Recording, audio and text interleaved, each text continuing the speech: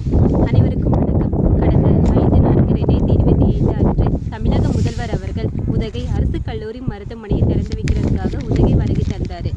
உதகை முதல்வரை குளிர்விச்சது. பதிலுக்கு முதல்வர் உதகையை குளிர்விச்சாரு. 6 புதிய திட்டங்களை அறிவிச்சாரு. அதில் 2 திட்டங்கள் பார்த்தீங்கன்னா, உதகை மண்ணின் மைந்தர்களாக இருக்கக்கூடிய பூர்வ குடிகளுக்கான திட்டங்கள். ரூபாய் 10 கோடி மதிப்பீட்டில் பழங்குடியினருக்கான ஆராய்ச்சி மையம் மற்றும் அருங்காட்சியகம். இந்த ஆராய்ச்சி மையத்தின் மூலமாக உலகில் உள்ள அனைவருமே பழங்குடியினரின் வாழ்க்கை முறை, கலாச்சாரம், பண்பாடு போன்றவற்றை சுலபமாக கற்றுக்கவும் தெரிஞ்சுக்கவும் பயன்படுற மாதிரி இருக்குது.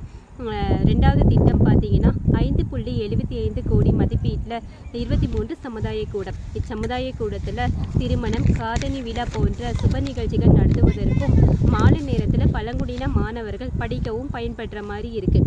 இதை தவிர 700 படுக்கை வசதி கொண்ட உதகை அரசு கல்லூரி மருத்துவமனையில் பார்த்தீங்கன்னா 50 படுக்கை வசதி கொண்ட தனி கட்டிடமானது பழங்குடியினருக்காக ஒதுக்கீடு செஞ்சிருக்காங்க. இத்தகைய பல சிறப்பான திட்டங்களை தந்த நம் கழக தலைவர், தமிழகத்தின் அப்பாவுக்கு நன்றி கூறும் பழங்குடியினர் பெண் கீர்த்தனா, முன்னாள் ஊராட்சி ஒன்றிய தலைவர், கூடலூர்.